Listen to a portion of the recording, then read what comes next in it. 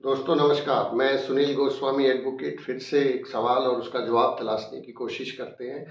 इससे पहले निवेदन करना चाहूँगा, वीडियो पर हम आगे बढ़ें, चैनल को लाइक सब्सक्राइब ज़रूर करें, शेयर करें और कुछ अच्छा सा कमेंट भी करें ताकि हौसला बढ़े। कमेंट्स जो है ना मेरे लिए बहुत महत्वपूर्ण होते हैं, उससे मुझे आपकी राय जानने का भी मौका मिलता है और आपसे एक पारिवारिक तौर पर जो है अटैचमेंट भी होता है। तो चलिए बिना समय गंवाए आज के विषय को शुरू करते हैं कि क्या पुलिस जो है आपके फ़ोन का पासवर्ड मांग सकती है। आजकल डिजिटल युग है और हमारा बहुत सा डाटा, यूँ कहिए प्राइवेट जो भी डाटा होता है, बैंक से लेके घर से लेके बहुत सारी चीज़ें हमारी जो है हमारे फ़ोन के अंदर है। ये फ़ोन एक ऐसी चीज़ बन गया है जो हमारे जीवन का एक बहुत ज़रूरी हिस्सा बन चुका है।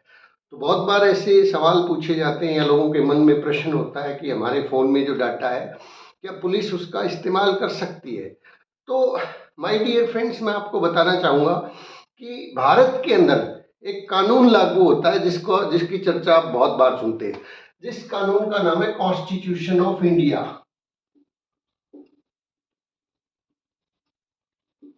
ऑफ इंडिया, संविधान जिसको कहते हैं। संविधान जो है हमारे मौलिक अधिकार उसके अंदर दिए गए हैं और उसके अंदर जो है संविधान हमारे अधिकारों की रक्षा करता है, जिनमें से एक बहुत ही इंपॉर्टेंट जो है आर्टिकल 21 है। आर्टिकल 21 क्या है साहब? आर्टिकल 21, ये आर्टिकल 21 कहता है right to life and personal liberty. ये आर्टिकल 21 किस चीज से संबंधित है? Right to life and personal liberty. अब right to life and personal liberty की जब एक वृहद व्याख्या की जाती है तो उस व्याख्या के अंदर राइट टू लाइफ मतलब जीने का अधिकार तो है ही है भाई। कोई भी किसी भी व्यक्ति को बिना विधि के शासन के द्वारा उसकी जिंदगी से उससे उसकी जिंदगी को नहीं छीन सकता। मतलब केवल एक विधि के शासन के द्वारा ही किसी की लाइफ को लिया जा सकता, अदरवाइज किसी को कोई राइट नहीं है किसी की लाइफ को लेने का। अब इसके बाद बात आती है पर्सनल लिबर्टी की। पर्सनल लिबर्टी जो है आज के समय में बहुत यूं कहिए कि बहुत ज्वलंत विषय बन चुका है। आए दिन हम देखते हैं कि लोग इस बात की शिकायत करते हैं कि हमारी पर्सनल लिबर्टी के अंदर दखल अंदाजी की जा रही है कंपनीज के द्वारा, डाटा चोरों के द्वारा, इधर से उधर से, और प्राइवेसी जो एक बहुत बड़ा इशू बन चुका है। तो जब पर्सनल लिबर्टी की बात आती है, पर्सनल लिबर्टी के अंदर आमतौर पर ये जो समझा हम लोग जो समझते आए थे वो ये थे कि भी हमें कहीं भी किसी भी जगह पर जहाँ पे मतलब मना ही नहीं है कानून के द्वारा या किसी प्राइवेट व्यक्ति के द्वारा, हमें वहाँ घूमने फिरने की आज़ादी है। मतलब हम घूम फिर सकते हैं लीगली तौर पे जहाँ जहाँ भी इजाज़त होती है। लेकिन इस पर्सनल लिबर्टी के अंदर अब राइट टू प्राइवेसी भी एक विषय है कि आपका जो फोन है वो आपकी क्या है? प्राइवेट प्रॉपर्टी है। प्राइवेट प्रॉपर्टी है और इसके अंदर आपका पर्सनल डाटा है। पर्सनल डाटा है। एग्जाम्पल के तौर पे Facebook, WhatsApp, Twitter etcetera etcetera, ऐसी बहुत सी चीजें हैं जो आपकी पर्सनल प्रोफाइल के अंदर होती हैं, जिसमें आपके फैमिली से रिलेटेड डॉक्यूमेंट हो सकते हैं, फैमिली फोटोग्राफ्स हो सकते हैं, आपके कुछ सीक्रेट डॉक्यूमेंट मतलब जो आपसे ही संबंधित रखते हैं, कुछ पर्सनल आपकी जो जानकारियां हैं वो उसके अंदर हो सकती है। तो जब कोई अपराध हो जाता है या कुछ भी होता है या किसी भी कारण से पुलिस अगर आपसे ये कहे कि आप अपना फोन जो है इसका पासवर्ड बताओ ताकि हम इसमें देख सकें कि इस फोन में आपके है क्या, तो इस बारे में कई बार जो है कॉन्स्टिट्यूशन बेंचेस के सामने और सुप्रीम कोर्ट और हाई कोर्ट्स के सामने ये मामले आते रहते हैं। वहां पर जो कंक्लूजन निकल के आता है कि नो, नो मीन्स नो। कारण क्या है कि आपको लगता है, पुलिस को लगता है कि इसके फोन में कुछ ऐसा है जो उनकी जांच में काम आ सकता है या इससे कोई अपराध साबित हो सकता है।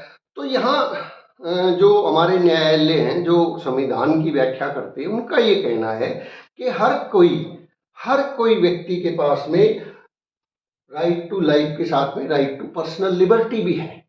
भाई अगर उसमें कुछ है भी तो आप अपने लेवल पे इन्वेस्टिगेशन करके जो भी उसके खिलाफ एविडेंस है, पुलिस को कहती है कोर्ट के भी आपके पास जो भी राइट्स हैं उसके अकॉर्डिंगली आप इन्वेस्टिगेशन करके आप सबूत इकट्ठा कीजिए, क्योंकि आप किसी को अपने खिलाफ सबूत देने के लिए फोर्स नहीं कर सकते।